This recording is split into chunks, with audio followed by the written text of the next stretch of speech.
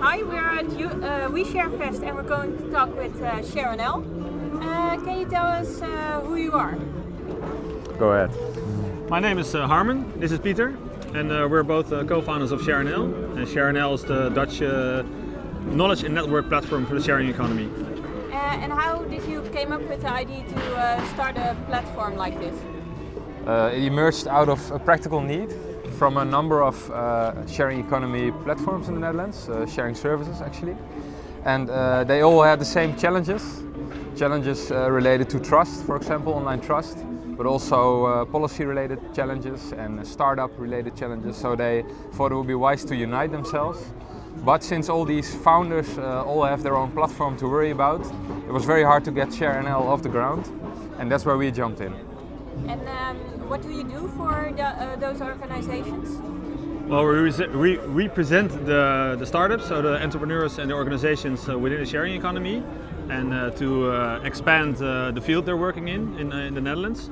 So by talking to governments, companies, tax institutions, writing a book with a lot of cases, that's what we're doing right now. So that's one part. We're building a community for consumers.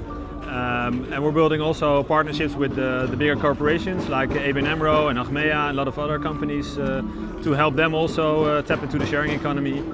And do I forget something right now? We're working on Amsterdam Sharing City, but that's Pieter's main focus right now. So can you tell us a little bit about it? Yeah, but first Achmea is an insurance company and ABN AMRO is a bank. I don't know if everybody... Amsterdam Sharing City is a project in which we try to make Amsterdam to be a city that is as shareable as possible. Which means, for instance, taking away hurdles that companies currently face. Tomorrow, Tuesday afternoon, there will be a Sharing City session here. We're also going to talk about Amsterdam.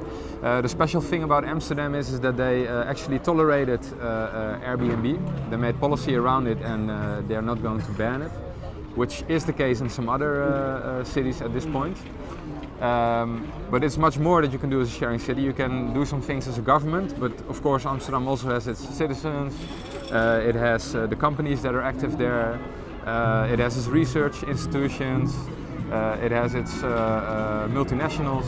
So basically all these stakeholders we are trying to involve and make Amsterdam Sharing City happen. And how's the connection with ShareNL? It's a project that we initiated and we are doing this together with the Amsterdam Economic Board.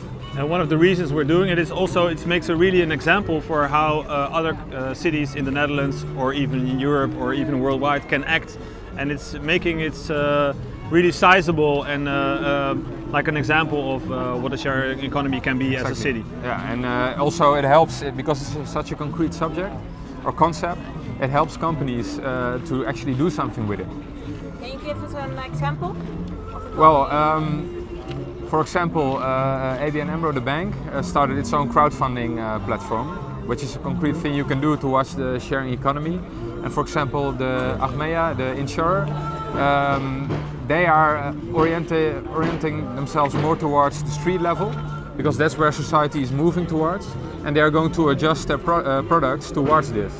So they have a stake when to make a more shareable city, and they're also willing to invest in this.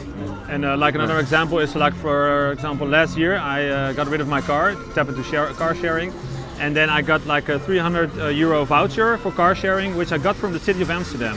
So really to encourage the people, the citizens in the city, to go into the sharing economy. Yeah. So that's a really basic example of how a city can help. Yeah, and like a crowdfunding platform from a bank, does that add to the mix of already established crowdfunding platform? That's to be seen in the future now. I think for sure the bank, of course, has a different expertise, a different network that can be useful for some startups.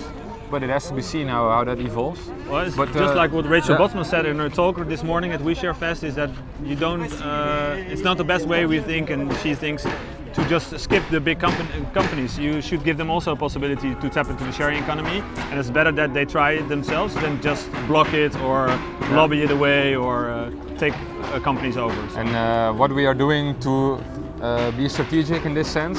We have a common vision for Amsterdam Sharing City, which is a more sustainable, more social and an economically strong city, a resilient city.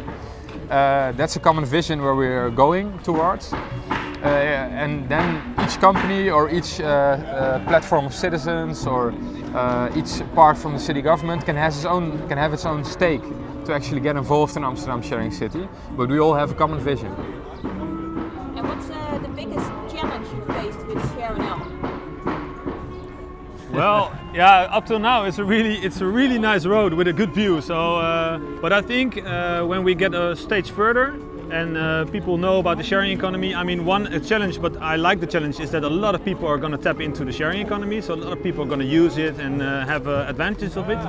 But I think maybe when we're a bit further, we can also maybe get some resistance of bigger companies who are facing difficulties with the sharing economy, and it's, I think, a challenge to keep them on the road together instead of lobbying and fighting. And I mean, if we organize roundtables with all sorts of parties, like the startups and the government, cities, companies, and we really want to have the roundtables as a metaphor for ShareNL, but also for the sharing economy in the Netherlands, to join forces and to work together to get it to a bigger sharing economy. Yeah, exactly. And for instance, in 2 weeks we will have a mobility roundtable, and we do this also together with the government in that sense, and together with basically every institution that has something to do with mobility in the Netherlands.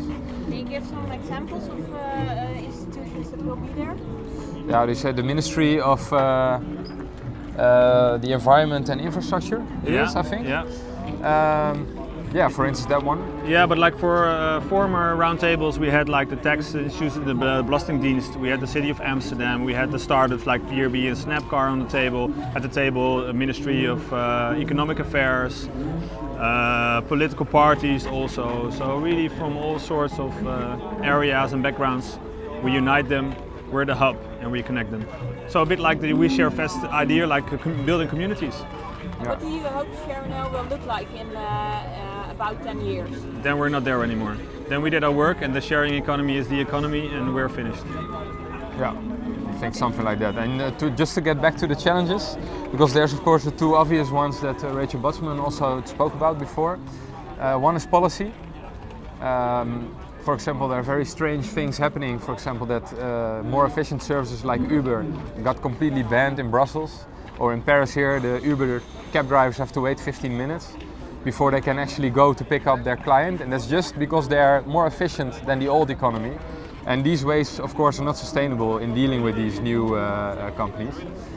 So there will be challenges for us as well. What do you think has to happen to make it? Consciousness. Awareness, and just getting one big community. And you saw it in other industries like the music industry and television and other industries that when there's a big community, then you cannot pass them anymore. So you cannot go community around. Wins always because it has the right mass of people. Yeah, yeah, that's true. And the mindset. Yeah, it's true. And then on the other end, you have the companies. This far, there are some companies that are really pioneering, but I think there are very few big companies that are actually really starting to get this in their roots. So it's mostly an innovation department and these kind of persons you are working with. But in the next years, our biggest challenge is maybe to really get to them and convince them that they do really have to transform their organization in order to stay alive. Rachel Botsman just told us that the termination, the word collaborative economy, the way you define it, is really important in bringing the message to companies. What's your definition of the collaborative economy, or do you think it should be another definition? Well, there's a difficulty in the Netherlands that the word collaborative in Dutch has not a good connotation, especially for people who are 35 years and older. They have some kind of historic negative sense with this. So we stick with deeleconomie, which means sharing economy, and this is always confusing indeed, because people think if you pay money it's not sharing. So it is difficult, but in Holland we are through, we call it deeleconomie, and it involves I have a bit of cough.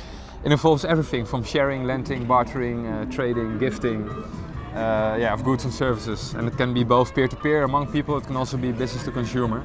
But maybe it's nice with the expedition we're all having now with you guys that at the end, maybe during the way already, we have a really nice global definition or European definition where we can all find each other in. So that would be nice. Yeah, I hope so. Thank you very much, and enjoy your day. We will. Thank you so much. Thank you. Bye.